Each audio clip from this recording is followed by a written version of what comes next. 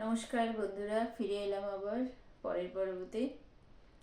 তো তখন কপা আমরা নতুন পর্বতে কালকে প্রবেশ করেছিলাম। সেখানে ভীষ্ম কর্তৃক শিশুপালের জন্মবৃত্তান্ত কথন ও শিশুপালের ক্রোধ, শিশুপালের কিভাবে জন্ম হলো সেই বৃত্তান্ত বলছে ভীষ্মদেব, আর শিশুপালের রাগের কথা বলছে। তো শিশুপালরে যখন কৃষ্ণ এসেছে, সস্নেহেতে কৃষ্ণের কোলে দিয়েছে, কৃষ্ণের পিসি শিশুপালের মা, তখন দুটো হাত শিশুপালের খসে পড়েছে মাটিতে। তো তাই দেখে আর কপালের যে এক্সট্রা একটা চোখ ছিল সেটাও কপালেই ব্লেন হয়ে গেছে। তো দেখে খুব সশঙ্কা হইল। ওর শিশুপালের মা খুব ভয় পেয়ে গেছে যে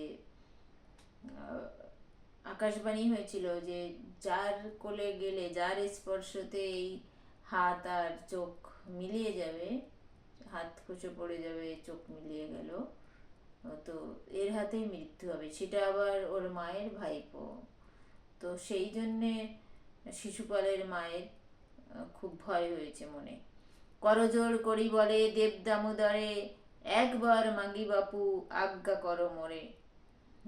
শিশুপালের মা বলছে, আমি একটা তোমার কাছে অনুরোধ করছি, তো তুমি আমারে একটা বর দাও।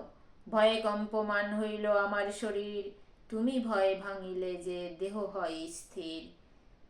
বলছে তো এই যে ব্যাপারটা হলো, এতে আমার ভয়ে সারা গা আমার কাঁপছে, তুমি যদি আমারে অভয় দাও তাহলে আমার শরীর ঠান্ডা হয়, তুমি আমারে যদি আশ্বাস দাও ঠাকুর। তো শ্রীকৃষ্ণ বলেন, মাতা না ভাবিও মনে, কোন বর আজ্ঞা করো দিব এইক্ষণে। মহাদেবী বলে মোরে এই বর দিবা, এ পুত্রের অপরাধ শত যে ক্ষমিবা। বলছে তুমি আমার এই বর দাও যে আমার পুত্রের তুমি শত অপরাধ ক্ষমা করবে, 100 অপরাধ তুমি ক্ষমা করবে। বহু অপরাধ এই করিবে তোমার, মোরে দেখি অপরাধ ক্ষমিবা ইহার। কৃষ্ণ বলে নালঙ্ঘিব তোমার বচন, শত অপরাধ আমি ক্ষমিব ইহার। অবশ্য ক্ষমিব দোষ 100 বার, তোমার অগ্রেতে মাতা করি অঙ্গীকার। বলছে মা, আমি তোমার কাছে প্রতিজ্ঞা করলাম যে এই বাচ্চাটার যখন বড় হবে, অপরাধ করবে, তখন ওর 100 অপরাধ আমি ক্ষমা করব। তো পূর্বে হইয়াছে এই রূপেতে নির্বন্ধ, মূঢ় শিশুপাল দুই চক্ষু স্থিতে অন্ধ। তোমারে ডাকিছে দুষ্ট যুদ্ধের কারণ, তব কর্ম নহে ইহা কুন্তীর নন্দন। বলছে যে শিশুপাল হচ্ছে একদম মানে মূঢ়, যাকে মূর্খ বলে সেরকম, ওর দুটো চোখ থাকতেও ও অন্ধ, তোমারে ডাকছে যুদ্ধের কারণে, যে ভীষ্মরে ভীমরে ডাকছে। তো শ্রীকৃষ্ণের অংশ কিছু আছো ইহার, সে কারণে ইহা সহ যুদ্ধ না জুজায়। হেনজন কেবা আছে সংসার ভেতরে, কার শক্তি মোরে গালি দিতে পারে।